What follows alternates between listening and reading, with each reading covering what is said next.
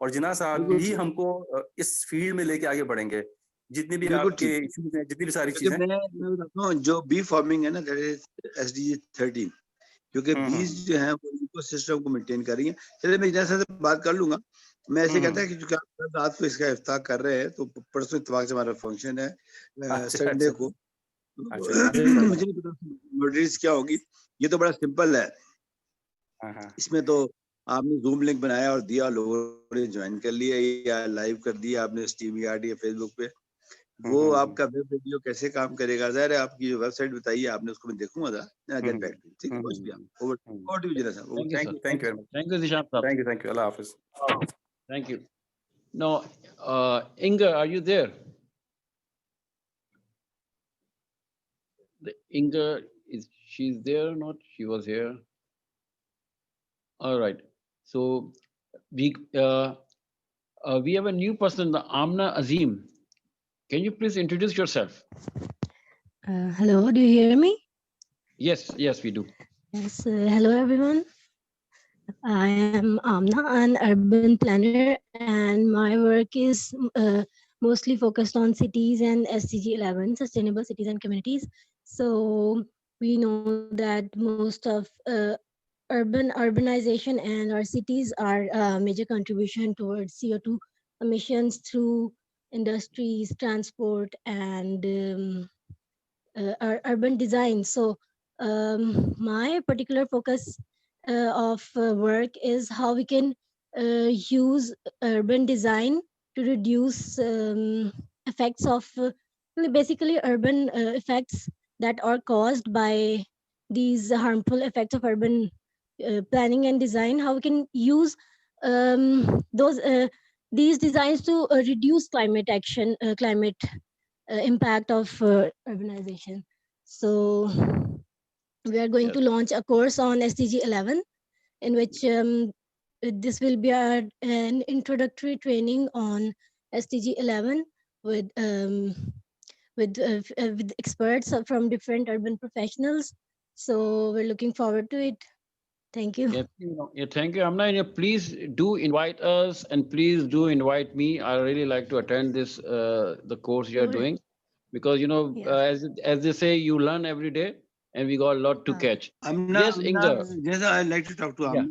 Amna, please get back to us, because we are working very closely with number of international organizations on SDG 11, which you're talking about, smart sustainable cities. So please drop your email to Jinnah Sahab. I'll get back to him, and definitely will I talk. Right? Okay. Thank you. Thank you. Thank you, sir. Thank you, Amna. Yes, Inga. First of all, kindly comment. The 3 lectures we had so far. So your comment. How we are doing. We are doing good. We are doing bad, and how the students are responding. Your comment, please. Okay, you want me to give a lecture on the World Climate School? Yes. As I'm here together with Hans Jørgen Rasmussen, I'd like to comment on the World Climate School and the progress. Absolutely. I also have prepared. I can share because I have prepared, because I like to use PowerPoint, because that the metaphors. Maybe are you able to make me share, Jinnah? You want me to comment only? Because when we talk about comment, please. When we call okay. Yeah, please. You want to show something? Inga, you can show the PPT. That's better, Jinnah. Okay, sure. Yes, Inga, you can do it now. You can share. Yeah, I think you can show your presentation. Yeah, most of the time when we talk about complex issues, I think we have to use metaphor and a way to explain what we think. And with the green footprint and how to train the teachers to teachers program. So now we just kick off, and we had module 1, 2 together. And it's a multi-level educational project with physical students in the room, and Hans and myself on a distance. So we've been just working a support structure on YouTube. It's open and accessible for everyone. And then we're having a very emotional dialogue with the students. And what we did, we're also saying that we have to have projects in local community. So we're working on a multi-stakeholder approach and starting from home. And at home, you can do many things. So this is the flower. So we work about generic learning culture, climate science, which is very, very deeply presented by the 400 films that Hans has been collected over the years. So it's free, accessible to everyone in our course and in the global Teachers to Teachers program. And then there is one important thing. It's psychology and wellness, number 3, and happiness, how we can build thriving communities. But because Hans, as a psychologist, he has the skills that people have to express emotions. And to train that in smaller group and bigger group, and to talk at home, because we have to build resilience and have to assist each other in local communities. And then number 4, it's the mapping of the good examples. I was listening to Matt Holton in the beginning, talking about agriculture, and I'd like to connect that agriculture to my everyday life in fashion. But this is then the European Green Deal, and I'm really emphasizing we have to look at the global Green Deal and to learn from these structures.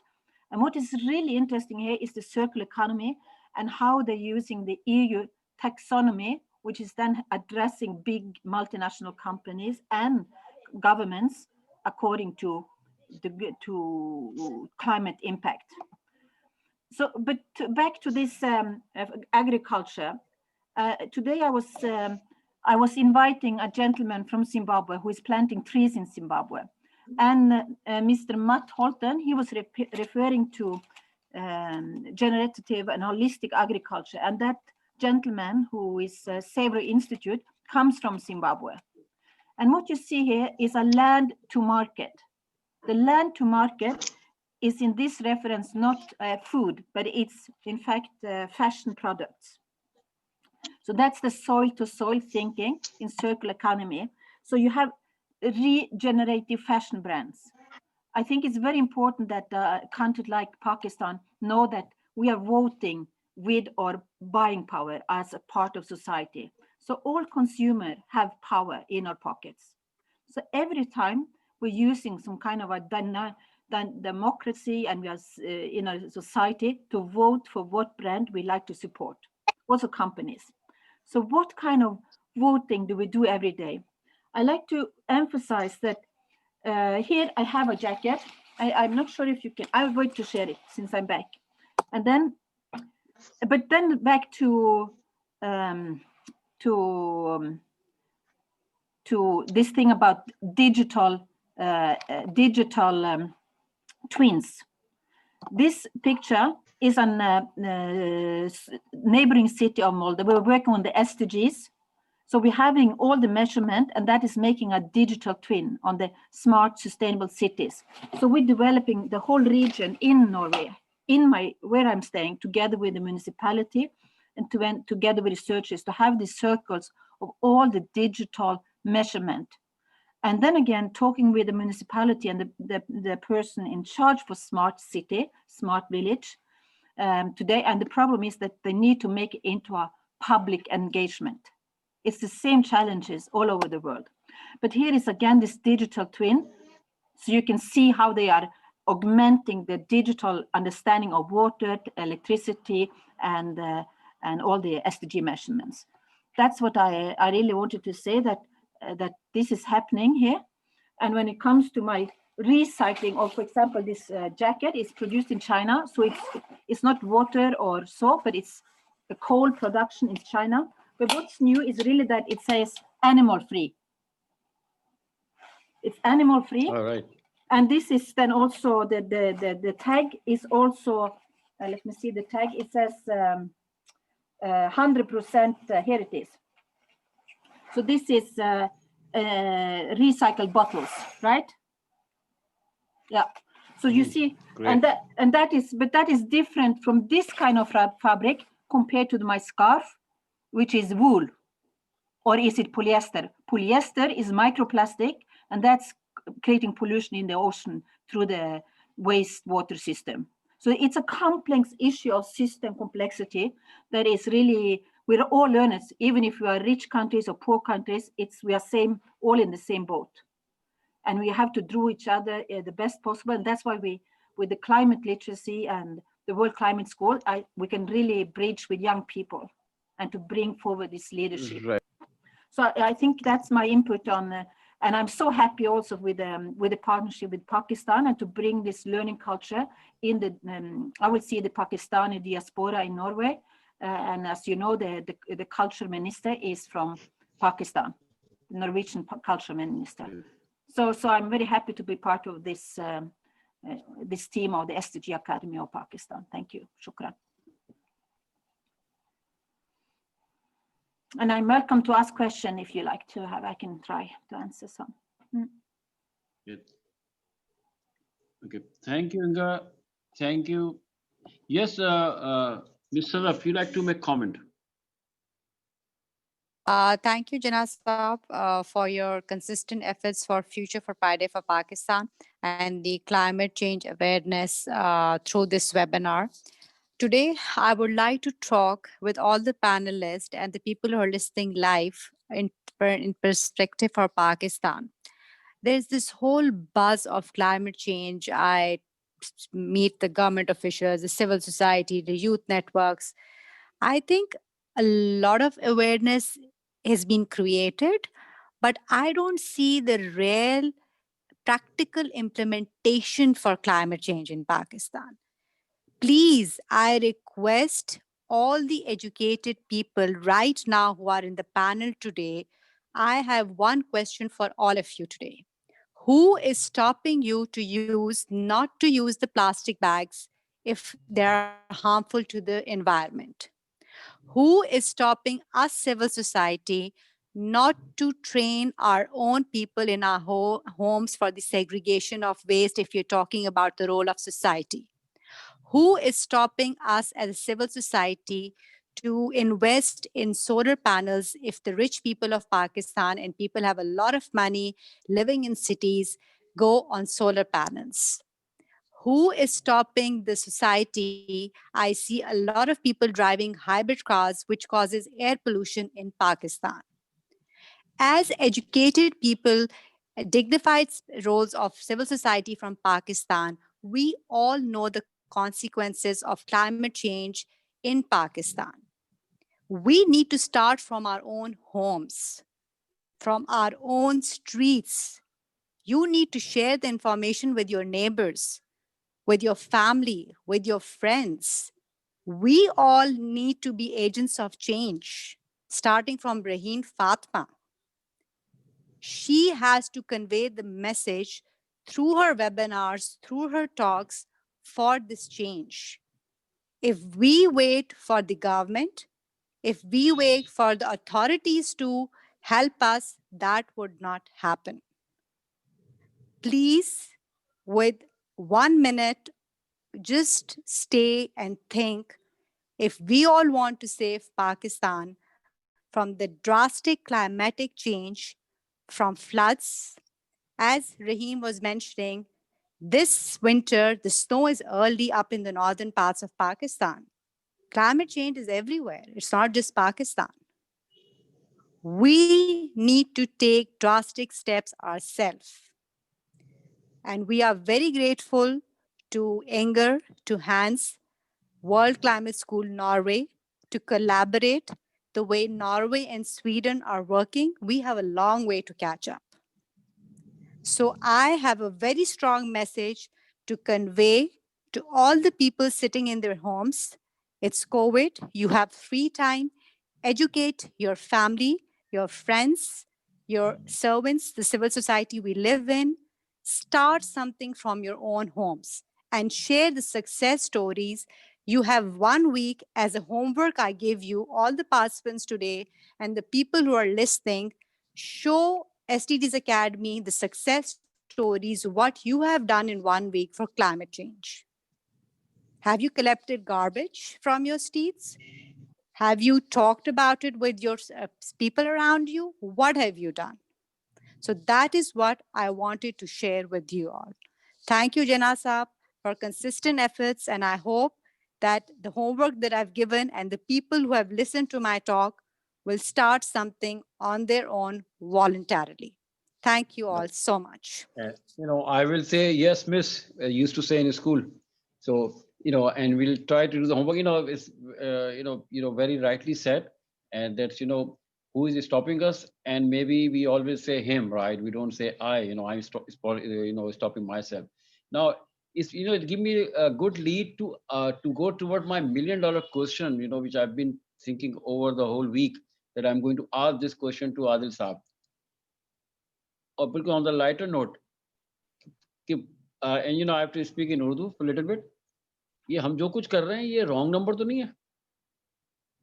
Whatever we are doing, are we doing the right or we doing wrong, or maybe something missing? As Miss Sarah said, very right thing. It's everything is there, but nothing is like it seems to. Nothing is happening. We can't see anything happening. So your comment, whether we're doing the right thing, we're doing the wrong thing, or maybe we're calling a wrong number. So what is the right number? Yes, Adil Saab. So many questions to you. Oh, thank you, Jinnah Saab. I don't know whether it's a $1 million question or not, until unless you can share me some of the $1 million to me also. But anyway, I think I would like to share my screen because I've developed just 4 slides. And it's a very, very basic thing which I wanted to share, and then I will discuss about it, that what all is this thing is.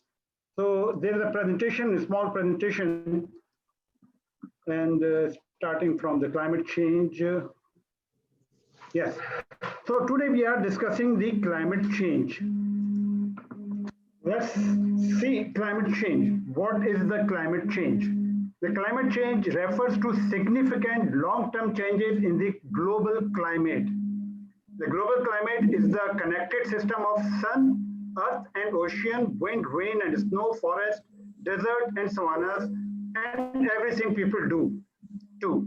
The climate of a place, say New York, can be described as its rainfall changing temperature during the year and so on. So just now, as Madam Sadaf said very rightly, there are nothing we are doing and everything.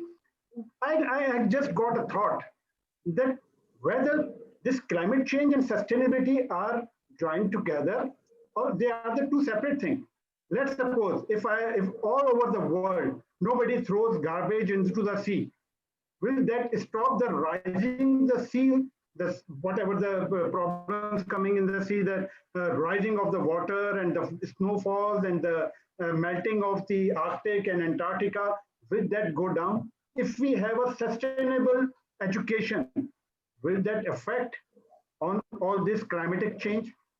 From the very first day, this is what global warming is.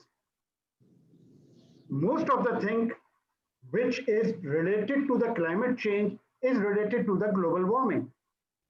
And there is the other side of the picture is the sustainability. That if you are looking good towards your education, if you are looking good towards your people, if you are looking good towards your sea and underwater life, then you have a sustainable life. But this climate change, can we stop this climate change? Can we minimize? What all we can do with this climate change? In next slide, you can see a very beautiful picture that the temperature of the world has ever been changing. It is going up and down. You can see the purple line. This purple line is showing the carbon dioxide concentration in the weather. It has gone down. It's strange for me too. I cannot thought of it that this concentration is going down since 4 billion years ago. But on the other hand, the temperature, it is going up and going down and then going up and then going down. In next slide, you can see a very clear picture that there is a time when the temperature is always high. It is approximately 8 degree high from the mean 17 degree and 7 degree down to the 10 degree centigrade. That's the world average temperature which is going on.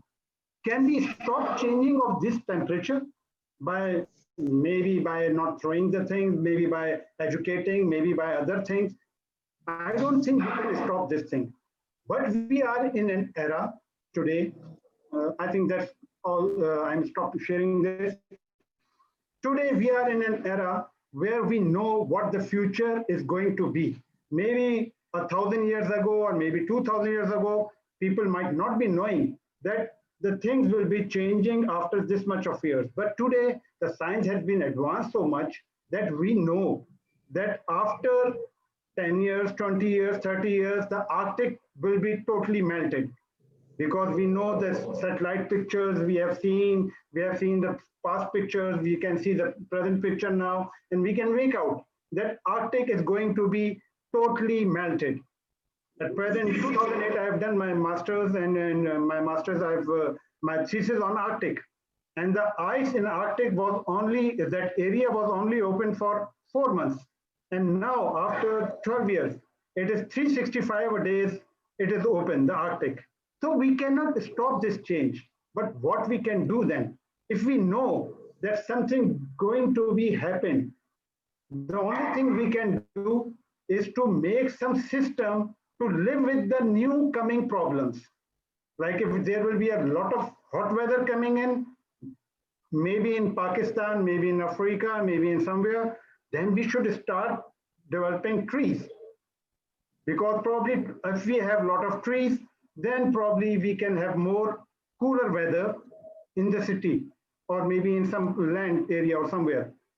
If there is a rise in water, what we can do? Can we make a wall at the sea? Where can we make a higher wall all along the coast? We can't make it. Then we should start shifting towards the higher areas.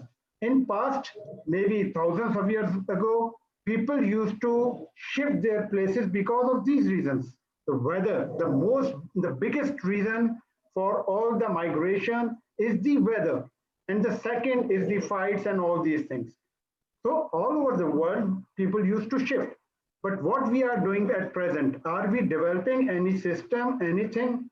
The civil requirement, yes, we have a very big question that what all the requirements the sustainability want. It is the requirement by the civil people. The civil life, they should be working what all we are doing. And I appreciate Mohammed A, Jinnah Sahab and the Digital Academy, Sada Saiba, and everyone who all are working on it. We are developing a lot of awareness. But knowing that we cannot stop it, we are just developing the awareness that something bad is coming. Is there anybody who is working to develop a shield that bad, we can stop that bad? Do we have an umbrella that we can stop the heat of the sun? Nobody is developing it. I don't think whether in the world anybody is doing it or not. That if the rise of the water happens in the sea, what will happen to the land and how we can stop that thing? We cannot stop the rising water. It will rise because the ice will melt. And the water will not go anywhere else out of this world. It will remain on the land. And then it will change into the seawater, and then that seawater will rise. We cannot stop that. What we can do, we can develop systems, because now we are in an era that then we know that how we can live with one thing and we can fight with the other thing. So I think we are in the right direction in as far as we are educating people, telling people. But one thing more which I think we require is we should ask people to start working on the matter that how we can shield ourselves, how we can create resilience, as Dr. Tahir already said, that we need to develop resilience, we need to develop shields, we need to develop umbrellas to stop, to face, not to stop, to face the calamity which is about to come, maybe in 10 years, 20 years, 30 years, 40 years, and it is keep on coming. We know in Karachi, the last year the rainfall was high, this time it was higher, and next time it will be higher. Are we doing anything for the drainage? We are not doing anything. The same drain system, we are just cleaning it, and we think that it will be okay in the next rain. At present rain, we cannot have the complete water drainage. how we can think that the higher of this value we can cover the water drainage with this same drain system. So this is what I think. The direction is good, but we need to have another direction, and we need to separate. This is my personal feeling that we need to separate the climate change and the sustainability. The climate is a part of it, but sustainability is required for our future, for our kids, and it is something like rightly Mohammed Jinnah in the start said that sustainability is continuity. It is nothing like it is finished today. We have to develop a system that should be continued for longer period. So I think that's all from my side. I hope it will create some new food of people. Jinnah, I just like to give my 2 cents to it, but Al-Sab has said. I think we'll have to adopt a multi-dimensional approach. First is we should try to create not awareness, but we should give practical incentive to people how to segregate their trash so that they can be beneficial to them. I think, Jinnah, you know about the project Waste Plus in Karachi. We are trying to do it in Islamabad also. So that will help us when we will build the resilience of the community to use trash for their money, right? So we'll talk, maybe next webinar, I like the contact person to talk about Waste Plus, so that at least we dispose of the waste, not in a way which is being done right now. Because this are the same waste go to the gutters, the same waste go to the drainage. So if we control shopping bags and waste, all these things, I think we'll be controlling the damage. Second thing is, as I told you, that this bee, I've actually recently entered into the Shira, this honeybee it creates a resistance toward pollution. So we should try to invest in those activities. And thirdly, about climate change, I think in our neighboring countries there are sensors on the mountain area, on the right paths. The sensors tell us that in next 3 years' time, this will be the rain in this particular area. So 3 prone is working on the community, working with the partners, and again investing in technologies. And investing in technologies is a long process, iterative process. So we should start immediately, maybe from tomorrow, or for creating awareness first that what this damage is being done to us through this waste material. Second is to use the waste for the economic empowerment of the people through recycling. There are always ready-made solutions there. And the moment we will start taking trash as gold, but we commonly say, I think we will be going to the third direction.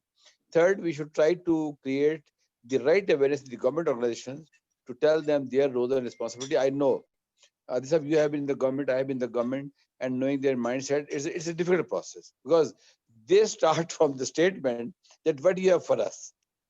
And when you leave, they say, what you're going to give it to us. So this is a difficult situation, but we should keep on knocking. And SDG Academy and other initiatives, that actually we are doing it very rigorously with ministries, organizations. And the last is investing in technologies, latest technologies. Maybe in next webinar on the climate change, I will try to give a talk on the latest technologies being used to monitor the future. I must repeat, to monitor the future dangerous trends in a particular country. Because, you know, the high rains doesn't come in isolation. It has some starting point, and that is from the seaside. You know it very well, better than me. Then second is the high water in the rivers, which destroys everything, does not come in isolation. It does again. So we can predict, because we have to put some sensors into a lot of areas, and we can save our people. This was my 2 cents. Over to you, please go ahead. Thank you, sir. Thank you very much. We are just coming to end, but we have the new guest. This is the Shy Line. Is it the right pronunciation? Please excuse me if I didn't pronounce well. Please introduce yourself. We are talking about. Can you unmute yourself, please? Can you unmute yourself? I can't hear you. Can you just unmute, please? Can you unmute, please?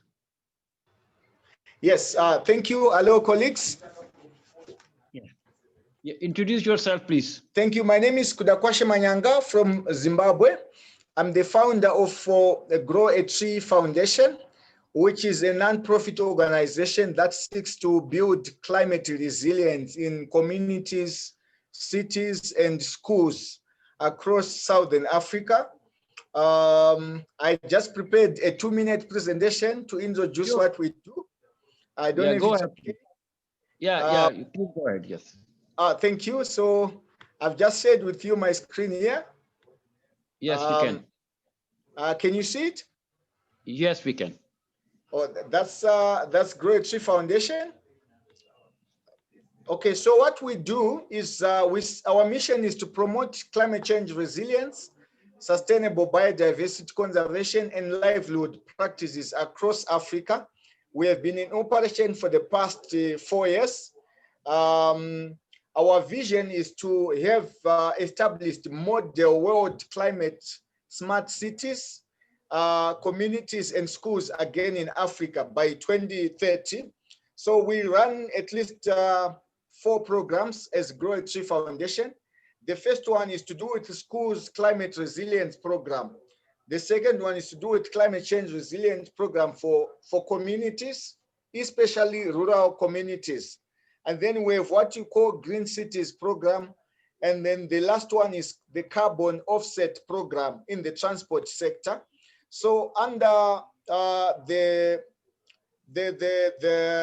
schools climate resilience program, what we do is we work with at least 100 students in secondary school who are in what we call Form 1s in our school system. So we provide at least 5 trees per child, and then we start profiling the growth of the child against the growth of the trees that we would have provided. So that translates to a minimum of 500 trees per school. And then we start profiling the life of the child as he or she is growing. We normally ask, what do you want to be as you grow up? Then he or she will say, I want to be a doctor or engineer. And then we see, are there any impediments towards this child achieving his or her dream?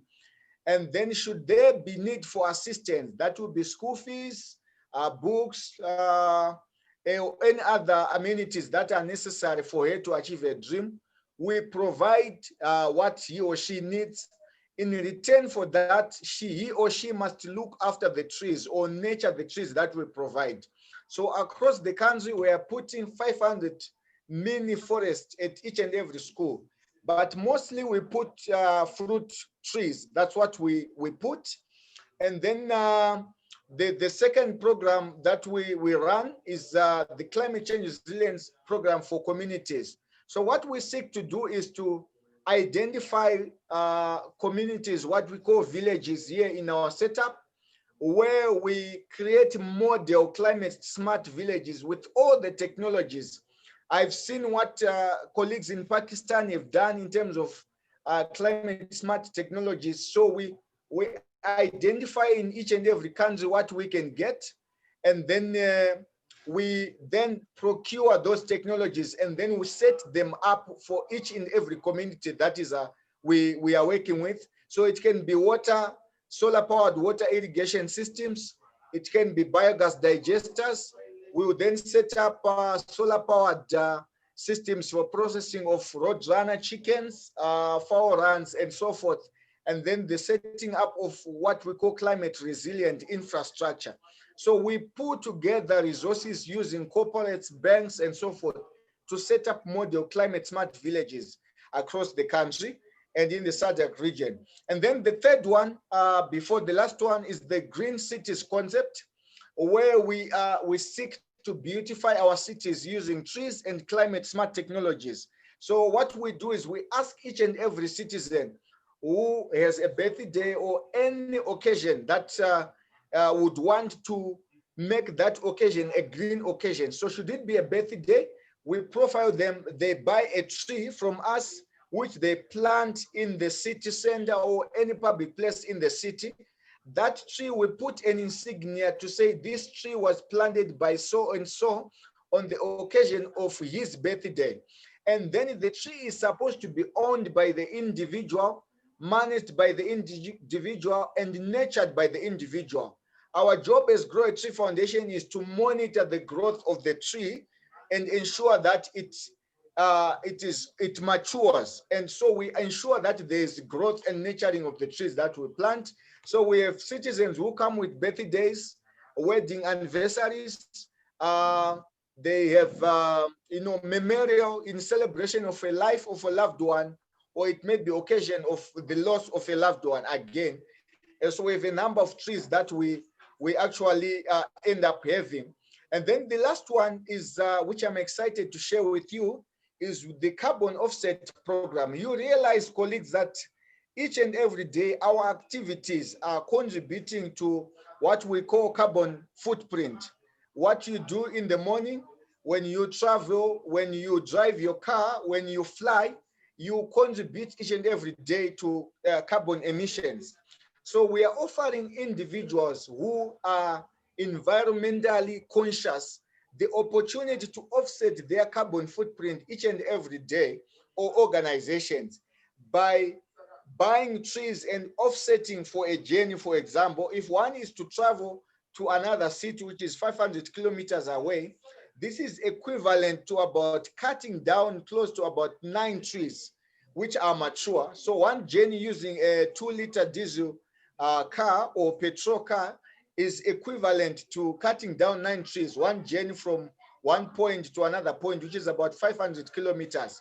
So we offer individuals the opportunity to plant trees in a way of offsetting their carbon footprint, so that they are able to plant trees and own these trees. So it can be individual, it can be corporates, it can be many other people. Then lastly, what we do is we promote value addition of what we call non-timber forest produce. Currently, we are working with our communities on the preparation of baobab plants. We produce a lot of trees, indigenous trees there, and we are processing baobab fruit. I don't know if in Pakistan or other colleagues are aware of baobab, but we process the pulp. We buy it from communities. We process it to produce what you see on the screen there, as well as the oil from the seeds. So we train communities on how to collect these fruits from the forests, how to manage the forests, to collect them organically. And then we bought machines that will help the communities to crush the fruits and process them to be able to have that quality for export. So what you see on the screen is oil from baobab seeds, which is used for hair regeneration and skin, and we export it. And then we have the powder, which is very high in vitamin C and calcium, and many other uses which they are value adding. So that lastly, what you see here are some of our nurseries across the country.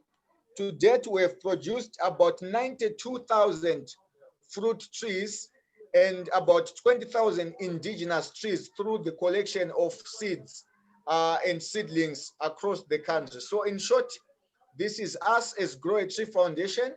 We seek strong synergies and partnerships across the globe, and to be able to exchange some of these programs that we have. This is us as Grow a Tree Foundation. Thank you so much for the platform. Jinnah sir, can I just quickly comment? Sure, ma'am. Please go ahead. Yeah, thank you, Inger. I think you invited your colleague from Zimbabwe, I guess. And it's, you see, now the way he presented the presentation is just amazing. In Pakistan, you need to understand it's not just growing tsunami billion trees and then forget about those trees. You need to grow the tree, you need to treat it like a baby if you want that it should help in climate change in a real way, like they are doing in Zimbabwe. So thank you so much, Inger, for connecting us with them. And I would like to have a separate Zoom meeting with you and see how we can replicate the same in terms of Pakistan for the communities, for the grassroots communities in the rural areas. Thank you, Jinnah Saab. Go ahead. Thank you. Joseph can add some value into it. Sure, sir. Please. Anger, really, as Sadaf said, it's an amazing partnership with Zimbabwe. It was an amazing presentation. I think, Jinnah, we should start something like own a tree, for example. Just a wild idea. We can Yes, link sir. our student with the trees. I think this is Sadaf rightly said that it is no point that we grow the trees unless uh, we protect it and take it to the level.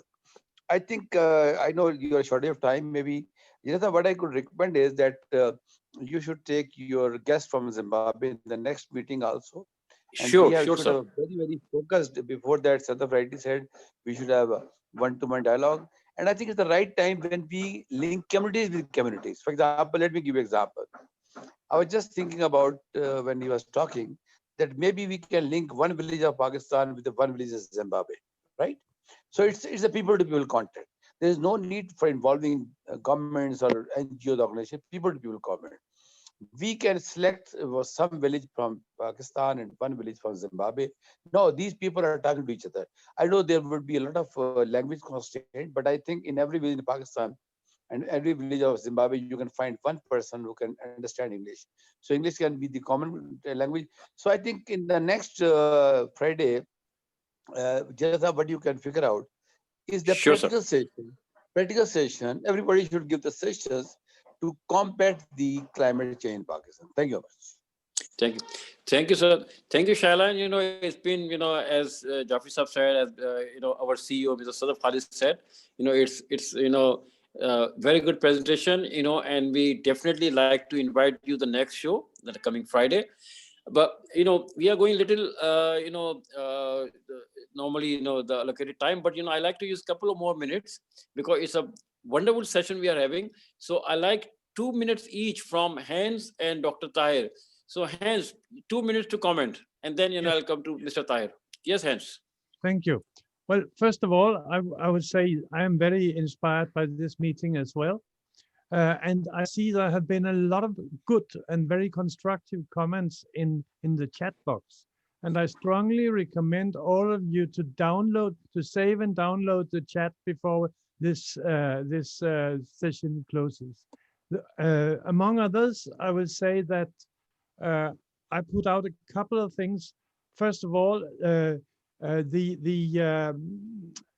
video mentioned about a video about kissing the ground is available in full at Netflix, if you didn't know that.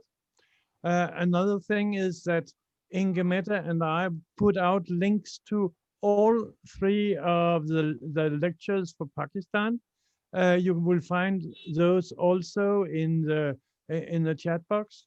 And finally, you were all talking very much about the need for local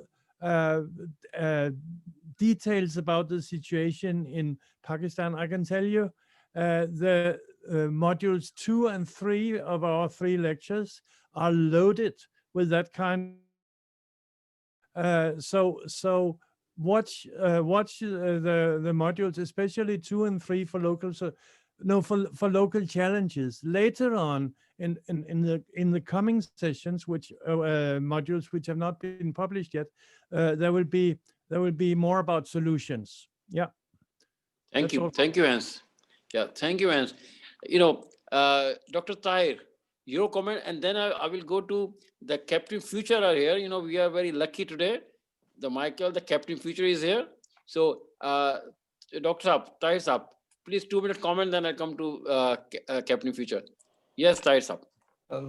I actually like the idea of developing this twin village concept. This is really would be interesting, collaborating the communities and sharing the partnership. So Africa is much further than the Asia or other continents because they were facing this problem many years or maybe many decades ago, what the other people in the other parts of the world started.